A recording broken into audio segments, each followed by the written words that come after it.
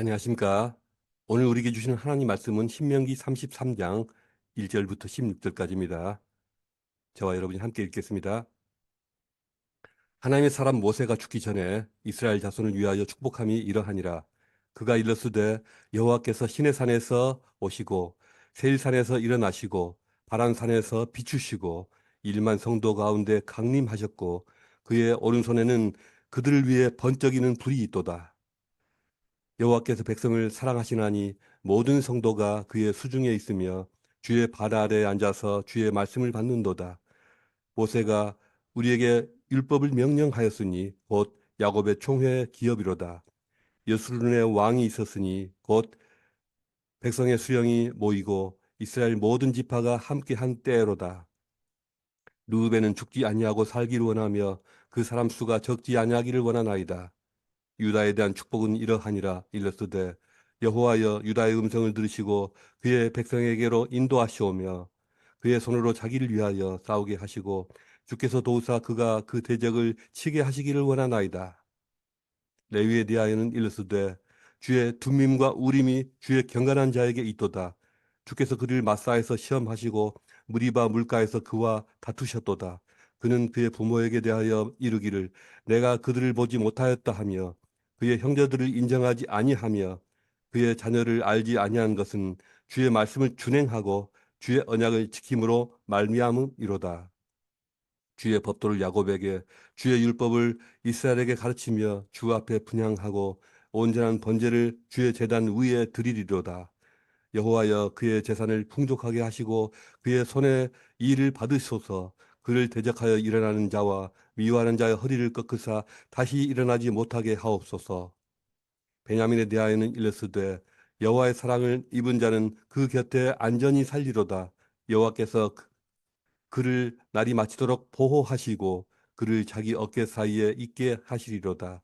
요셉에 대하여는 일렀으되 원하건대 그 땅이 여호와께 복을 받아 하늘의 보물인 이슬과 땅 아래 저장한 물과 태양이 결실하게 하는 선물과 태음이 자라게 하는 선물과 옛 산의 좋은 산물과 영원한 작은 언덕의 선물과 땅의 선물과 거기 충만한 것과 가시떨긴 나무 가운데 계시던 이의 은혜로 말미암아 복이 요셉의 머리에 그의 형제 중 구별한 자의 정수리에 임할지로다.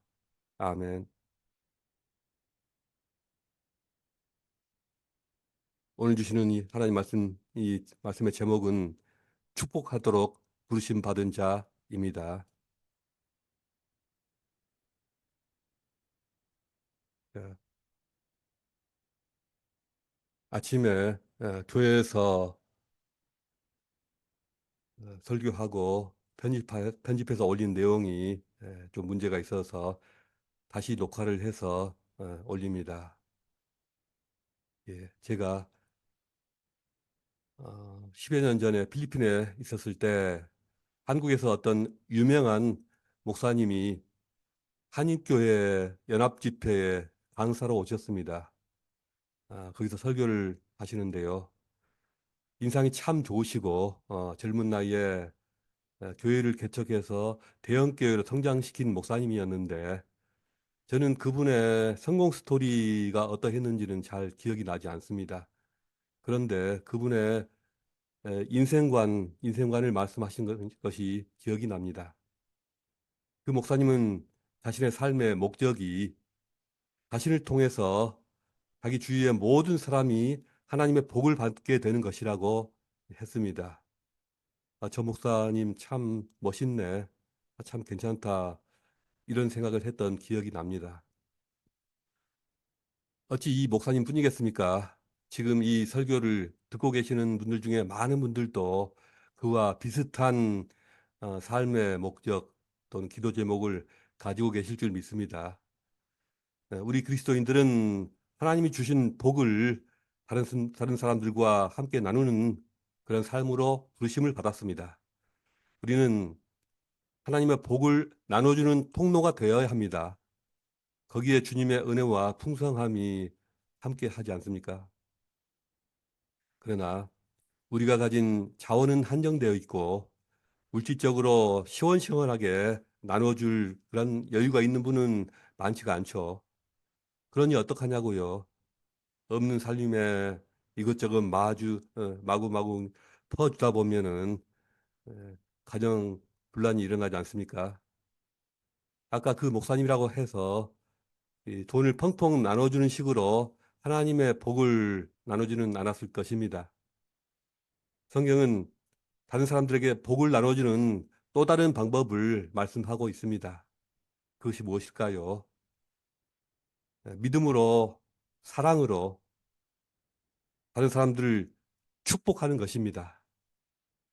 나에게 은과 금은 없을지라도 내게 내가 가진 것으로 너에게 준다 하면서 주의 이름으로 축복하는 것입니다. 주전 44년에 암살당한 로마의 1인자 율리우스 카이사르라는 사람 많이 들어보셨을 것입니다. 그 사람은 로마의 모든 시민들에게 한 사람당 300 세스테르티우스, 예, 그 당시 노동자 석 달치 급료에 해당하는 금액, 그 금액을 모든 로마 시민들에게 유산으로 남겼습니다. 비록 암살당했지만 그가 미리 작성해둔 유언장에 따라서 그 유산을 그의 정치적인 후계자였던 옥타비아누스가 다 분배해 주었습니다. 그 유산을 받은 모든 이 로마인들 가운데 울지 않은 사람이 없었다고 합니다. 이스라엘 민족의 영웅 모세는 어떻습니까? 그는 마지막 순간에 자신의 최후가 다가왔을 때 이스라엘 백성들에게 마지막 고별 선물로서 무엇을 남겨두고 있습니까? 바로 오늘 말씀 12지파를 위한 축복을 남겨두고 떠납니다. 카이사처럼 많은 돈을 남겨둔 것이 아니라서 이스라엘 백성들이 덜 슬퍼했을까요? 모세의 축복은 모든 지파들에게 공유가 되어서 자손 대대로 전해지고 그들의 마음에 심겨졌을 것입니다. 모세의 축복이 카이사르가 나눠주었던 그 유산보다도 못하다고 누가 말하겠습니까? 성경에는 축복해주고 축복을 받음으로써 그 삶이 변화되고 위대한 삶을 살게 된 그런 일을 많이 볼 수가 있습니다.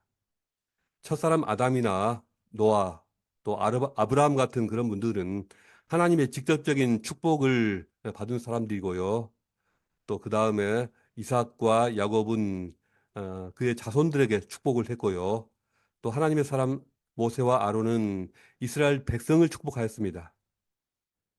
아론의 축복 잘 아시죠? 아론의 축복은 제사장들에게 그대로 계승되어서 대대손손 제사장들이 모든 이스라엘 백성들을 축복하는 그런 축복의 언어가 되었습니다. 여호와는 내게 복을 주시고 너를 지키시기를 원하며 여호와는 그 얼굴로 내게 비추사 은혜 베푸시기를 원하노라. 너무 길지도 않고 우리 모두가 다 금방 외울 만하지 않습니까? 저는 이 아론의 축복을 사용해서 제 아들과 또 여러 사람들을 수시로 축복하고 싶습니다. 여러분도 한번 해보십시오. 하나님의 축복은 일정한 방향성이 있습니다. 아, 아무 사람이 아무 사람에게 축복한다기보다도 어떤 일정한 흐름이 있다는 것이죠. 한 사람 아담에게서 옹달샘처럼 시작된 하나님의 축복의 흐름이 이삭에게로 흘러갔고요. 또 야곱에게로 흘러가고 위탁되어 갔습니다. 그 물줄기는 점점 더 커집니다. 이제 모세의 축복으로 연결되었는데요. 이스라엘 12지파가 그 모세의 축복으로 말미암아 본격적으로 일어서게 될 것입니다. 나중에 사무엘의 축복으로 다윗 왕이 세워지게 됩니다. 엘리야의 축복으로 엘리사가 세워집니다. 모르드게의 축복으로 에스더가 일어납니다. 많은 선지자와 제사장들이 백성들을 축복하게 됩니다. 그리고 심지어 세례 요한의 축복으로 예수님이 일어섰습니다. 이 예수님의 이 예수 그리스도로 인하여서 그 축복이 온 땅에 넘쳐 흐르게 되었습니다. 우리 시드니 세움교회도 그 물줄기의 연장선상에 있습니다. 우리 모두 누군가의 축복을 통해서 지금의 여러분이 되었습니다. 그것은 교회 목사님일 수도 있고 여러분의 부모님일 수도 있고 또 여러분 신앙의 선배였을 수도 있습니다. 예를 들어 한 가정에서 처음 예수님을 믿는 그런 분은 자신의 가족 모두를 혼신의 힘을 다해서 축복하고 또 축복해야 할 그러한 책임을 부여받았습니다. 그저 내 신앙 잃지 않게 해주세요. 아, 그렇게 기도할 것이 아니라 온 가족의 복을 빌어야 하고 그것을 선포해야 합니다. 우리의 신앙으로 누군가를 축복하고 복을 빌어주는 것은 기복주의와는 전혀 다릅니다. 어, 자꾸 복을 빈다 해서 기복주의냐 그렇게 말할 것은 아닙니다. 우리가 만나는 사람들과 또 우리가 밟는 땅과 그 장소를 축복하는 것은 성경적인 것입니다. 그리고 우리에게 필요한 것입니다. 이렇게 복을 비는 것이 기복주의와 어떻게 다른지 한번 생각해 보겠습니다.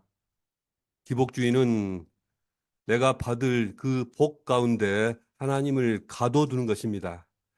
내가 복을 받고 또 나한테 복이 오는 그 한도 내에서만 내게 하나님이고, 만약 나에게 복이 느껴지지 않고 복이 오는 것 같지 않다 싶으면 하나님은 아무런 의미가 없는 것이죠. 내가 보고 만지고 누리는 그 속에 하나님을 제한시켜 버리는 것입니다. 이것이 기복주의입니다. 그러나 우리가 신앙인으로서 복을 비는 것은 눈에 보이는 모든 것을 만드시고 주관하시는 하나님께서 임재하심으로써 그 모든 복도 따라온다는 그러한 신앙이고 그러한 사상입니다. 보이는 모든 것을 주시는 인격적인 하나님을 내 삶의 자리에 먼저 요청하는 것, 주여 오셔서 내 삶의 중심에 좌정하시고 나를 다스려 주시옵소서, 이것을 요청하는 것입니다. 그래서 모든 것들이 피조물로서 그 본래의 영광과 풍요를 회복하게 되기를 기원하는 것, 이것이 우리가 가진 축복의 신앙입니다. 우리가 누군가를 축복할 때 그 축복은 무엇을 위한 축복이 되어야 합니까? 축복의 목적이 무엇입니까? 죄와 저주에 매어 살았던 이 땅에 또 우리 삶에 하나님의 생명이 다시 살아나고 하나님의 빛의 역사가 다시 비추고 하나님이 보시기에 힘이 좋았더라 하셨던 그 영광과 그 풍요가 다시 다 회복되는 것입니다. 하나님께서 만물을 창조하시고 모든 피조물과 생명체에게 약속하셨던 그런 모든 것들이, 그 모든 생명력이, 그 모든 약속이 흘러 넘치게 되는 것입니다. 우리에게 약속되어진 생명력과 질서와 풍요와 평화를 꽃피우고 만개시키는 그런 것입니다. 진정한 축복이란 이런 것이다. 우리가 이것을 오늘 우리가 읽었던 13절부터 16절까지 이 요셉 자손에게 내리셨던 그 축복에서 살펴볼 수가 있습니다. 13절에서 16절까지입니다. 이 구절을 읽어보니까 어디에도 로또에 당첨된다라든가 또는 우리가 샀던 주식값이나 또 집값이 올라서 돈을 왕창 벌었다, 이런 비슷한 내용은 없는 것 같죠. 이런 내용 보이지가 않습니다. 이 구절에서 우리가 발견하게 되는 하나님의 축복의 특징은 다음과 같습니다. 첫째로 모든 피조물이 자신의 자리에 놓여서 자기 역할을 온전히 다하게 되는 그것이 바로 하나님이 주시는 축복입니다. 하나님의 복입니다. 태양은 태양대로, 달은 달대로, 구름은 구름대로, 비는 비대로, 그리고 강물과 땅의 지하수, 이슬까지 모든 것들이 본래의 그 모습대로 자기 역할을 다 할 때 이 땅에 주님의 복이 임한다는 것입니다. 만약 태양이 영영 빛을 잃어버린다면, 구름이 몇 년 동안이나 나타나지가 않는다면, 새벽에는 이슬이 전혀 맺히지가 않고 강과 지하수는 다 말라버리고, 그렇다면 이 땅이 과연 어떻게 되겠습니까? 태양과 다른 어, 제 시간에 하늘에서 떠서 빛을 비추어야 하고요. 구름은 하늘에 떠서 때에 맞춰서 비를 내려야 하고요. 땅은 강과 바다 그리고 지하수를 통해서 물기를 보탤 때 땅의 식물들이 열매를 맺고 동물들이 주어진 삶을 축복 속에서 누리며 살 수가 있다는 그러한 신앙, 그러한 사상입니다. 마찬가지입니다. 만약 가정에서 아버지가 역할을 전혀 못하고 빈둥거리기만 한다면 어떨까요? 어머니가 어머니 역할을 전혀 팽개쳐 버리고 자녀들에게 관심이 없고 가정일에는 전혀 무관하고 밖으로만 싸돌아다닌다면, 또 교회에서 목사는 영혼에 관심이 없고 맨날 돈 타령이나 한다면, 또 정치인들은 맨날 이권 다툼이나 하는 그런 땅이라면, 그런 곳이라면 그 땅에 무슨 복이 있겠습니까? 아버지가 가정을 위해서 아, 능력이 있고 또 열심히 헌신적으로 일하는 그런 최고의 아버지가 되고, 어머니가 가정, 가정에서 현숙한 어머니가 되고, 자녀들은 건강하고 올바르고 탁월한 인재들로 쑥쑥 다 자라나고 하나같이 다 자라나고, 교회에 가서 보면은 목회자와 장로님, 권사님들이 보면 볼수록 점점 예수님을 닮아가고, 직장과 사업장에는 모두 함께 창의적이고 성실하게 일해서 사업을 함께 발전시키는 그곳이 바로 주님의 복이 있는 곳입니다. 그것이 바로 주의 복입니다. 그 이상 좋은 복이 어디 있겠습니까? 이것이 하나님이 주시는 최고의 복입니다. 지금 세운교회에서 아버지 학교가 진행 중입니다. 아버지 학교에 참여하시든 안 하시든 모든 아빠들이 자신의 아버지됨을 깊이 자각하면서 책임감과 동기부여를 갖게 되고, 거기서 나오는 아버지의 선한 힘과 영향력이 그 가정에 넘쳐야 합니다. 그것이 그 가정에 주시는 하나님의 복입니다. 언젠가는 어머니 학교도 있겠지만, 여러분이 좋은 어머니를 만난 것이나 또 좋은 어머니가 되신 것이 하나님이 그 가정에 주시는 큰 복입니다. 여러분이 직장이나 사업장에서 칭찬받는 직원이 되고, 또 뭐든지 잘 해내는, 뭐든지 다 해결해내는 그런 똑부러진 매니저가 되고, 기업체를 잘 이끌어 나가는 유능하면서도 인자한 사장님이 되는 그런 것이 바로 하나님이 주신 큰 복입니다. 왜 사회가 흔들립니까? 왜 교회가 흔들립니까? 왜 가정이 흔들립니까? 내가 서 있는 자리에서 내 역할을 감당하지 않으면서 자꾸 쓸데없는 욕심만 부리고 불만만 하기 때문입니다. 내 할 일을 못하면서 상대방을 탓하고 헐뜯고 원망하기 때문입니다. 서로가 서로를 무너뜨리게만 골몰하기 때문입니다. 그래서 가정과 사회와 교회가, 나라가 다 무너지고 있습니다. 하나님의 복을 비는 것은 단순히 가벼운 몇 마디 말로, 좋은 말로 그냥 기분 좋게 하는 그런 것이 아닙니다. 하나님의 복을 빌고 진정으로 축복한다는 것은 상대방이 자기 자리를 찾아서 최선의 모습을 보일 수 있도록 힘을 불어넣고 동기부여를 하는 것입니다.